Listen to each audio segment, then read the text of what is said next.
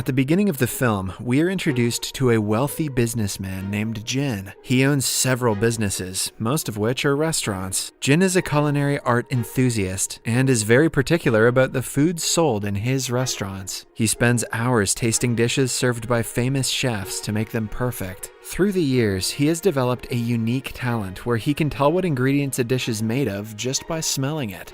One day, he goes to a 5-star hotel that he is looking to buy. The first dish he is served is the famous beef Wellington, which is a specialty of the head chef. Jin tries a bite and spits it out, saying that the type of mushroom used in the dish is wrong. Similarly, he is served a plethora of different dishes, all of which are the chef's specials. However, each of them has one drawback or another that dissatisfies him. By the end of the hour, the head chef runs out of ideas and feels helpless. The staff also has no clue how to impress someone as picky as Jin. This is when we are introduced to a young chef named Shang Nan. Although she is just an intern, her knowledge of worldwide culinary styles is impeccable, and she is soon to be promoted because of her talent. Even though they have only 20 minutes left before Jin leaves, Shang Nan takes the challenge to make him something he likes. None of the staff members think she can pull it off, but right after 20 minutes, Jin has a new dish on his table. When he smells the first whiff of the food, his eyes open wide. He recognizes it as the special Romani dish named spaghetti alla strega. Jin can even tell that the cook is a woman because the dish is passed down to females of Romani origin. The spices must be very carefully measured because it is a traditional dish that doesn't allow any personal spin on it. Shang Nan has made it exactly how it is supposed to be, which gains Jin's appreciation. He cleans the plate dry and decides to stay at the hotel for a few days to taste more of her dishes. The manager tells Shang Nan about Jin's comment, making her realize that he has a vast knowledge of food. She takes it as a challenge and is ready to blow his mind with her cooking. Shang Nan is also dating the restaurant's general manager. He takes advantage of her position and makes her cook food for him even on the days she is busy.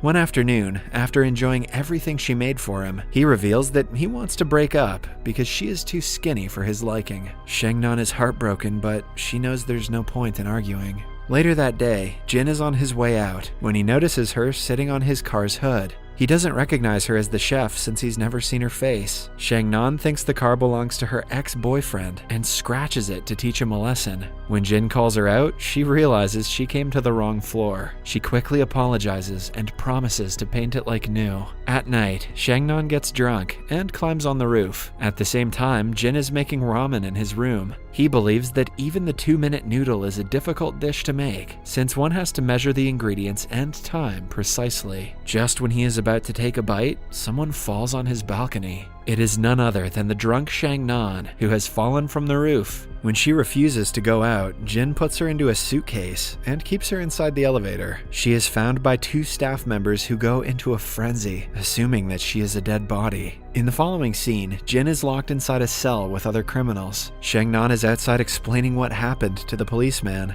A while later, Jin's assistant arrives and bails him out. Jin hopes to never meet Shang Nan again, but they cross paths the very next day. Shang Nan is helping some kids when she accidentally touches a beehive. The bees attack Jin, making his face swell. Having had enough of her, he gives her a watch that will alert him if she is near him. Shang Nan promises to run away as soon as she hears the alarm.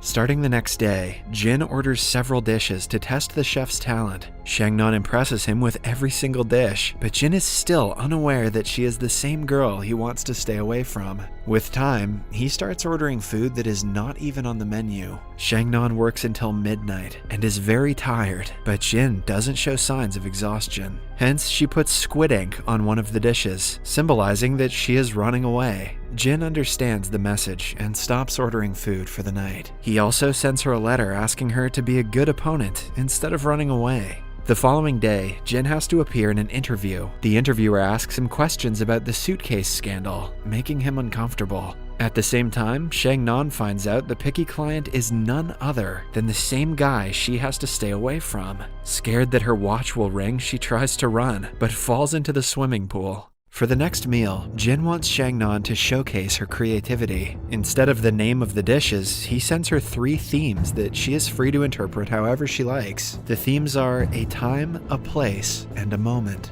For the first theme, Shangnan makes extremely spicy seafood, indicating summertime. Jin has a hard time eating anything spicy but is happy that she nailed the theme. The second one is the place. In this dish, Jin can smell rosemary, which reminds him of a lighthouse by the sea. He realizes it is a depiction of Shanghai. Then, for the last dish, she makes pork with matcha seasoning that Jin associates with the Japanese tea ceremony. He is beyond impressed by Shangnan's talent, while Shangnan is impressed that he could figure out exactly what she was trying to portray with each dish. For the dessert, she requests to make an original dish. It is a sweet cake made up of ingredients that are typically from the US, Canada, and the UK. These are the 3 places that Jin has lived in over the years, so he understands that it represents him. However, there is a truffle on the side that takes him by surprise. He asks the waiter to bring the chef so she can explain its meaning personally. Afraid to face him, Shangnan sends the head chef outside with her message. He reveals that the truffle grows underground and eats everything around it to maintain its power. Shangnan believes Jin is like a truffle, which is why she made it. Jin refuses to believe the head chef and goes looking for Shangnan, but she runs away before he finds her.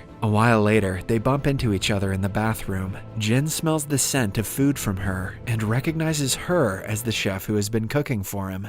The following day at work, he turns off his watch and catches her cooking in the restaurant's kitchen. Shangnan has to reluctantly admit that she is his chef. She also affirms that the truffle was to symbolize his arrogance. Jin gives it a thought and praises her for understanding him better than he understands himself. Later, he is in his room when he gets a call from his father, Mr. Liu. The man is so business-oriented that he frequently fails to be a father to Jin. Liu urges him to return to work, as he has spent a lot of time in a single hotel. The next morning, Jin calls the room service to order his first meal of the day. However, he is told Shangnan is on sick leave. Not wanting to eat food cooked by anyone else, he goes straight to her apartment. He has even brought all the necessary ingredients so she can make the dish that he wants her to. Her home is messy, but Jin declutters and sets himself a table while she cooks. Shangnan is still weirded out by his appearance, but she sits down with him to eat. To her surprise, he asks her to eat in the kitchen because he prefers eating alone. She curses him for being arrogant before doing as told. When she comes out a while later, she finds Jin taking a nap on her couch. He has a hard time falling asleep anywhere else, but for some reason, her couch is very comfortable.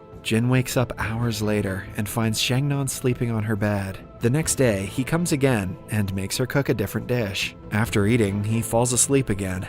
On the third day, he comes with a sheet to cover the couch to make it more comfortable. As the days pass, he starts bringing pajamas and his personal belongings. All this time, Shangnan can hardly fall asleep because of his snoring and has a hard time at work because of it.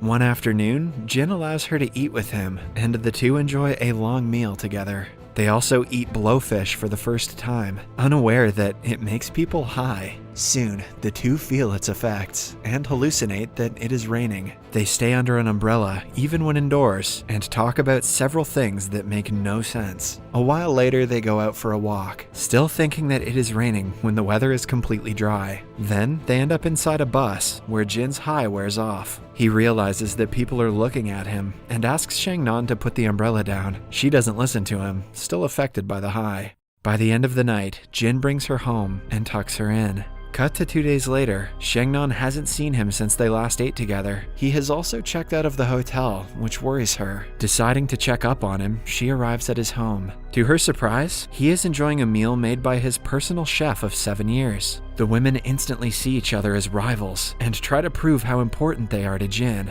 In the end, an infuriated Shangnan storms off in anger. The next day, the other chef comes to meet Shangnan at work and asks her to be an assistant chef for Jin. Shangnan refuses, asking her to go away. At night, Jin comes to her apartment to apologize, but drives away at the last minute. He has never felt close to anyone in his life other than Shangnan, which is why he is scared of losing her. But he doesn't understand that it is love, and he pulls away. He goes to the restaurant the next day and fires all the kitchen employees. He has decided to buy the hotel, but since it doesn't live up to their standard management-wise, their company has decided to use it for something else. Jin tries to talk to Shang Nan, but she doesn't want to listen to a word he has to say. During dinner, Jin asks his chef to join him. She is surprised because over the course of 7 years, he has never asked her to eat. She reveals that she only made one portion, like she always does. After she leaves, Jin gets a message from her saying that she cannot be more than a personal chef to him.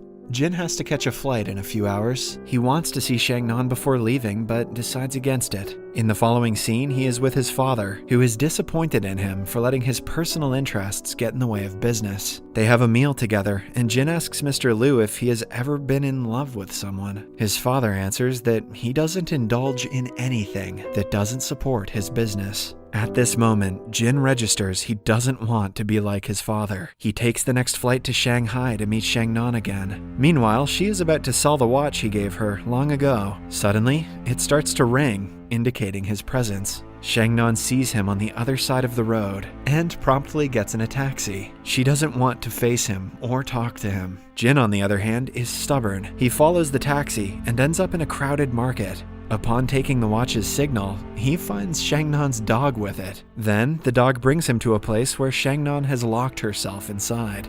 She refuses to talk to him, but her interest peaks when he mentions that she is the only friend he has had in life. He confesses his love and asks her to come outside. Shang Nan even makes him say that she is the sexiest person in the world. After the interaction, they go to her apartment building, but Jin brings her to a different apartment because it has a better view of the sky. The movie ends as they watch the sunset together. The moral of this creepy story is that as long as you're rich, you will literally always get your way. Subscribe for more videos like this, turn on notifications, and leave a like to help the channel out. Thank you for watching.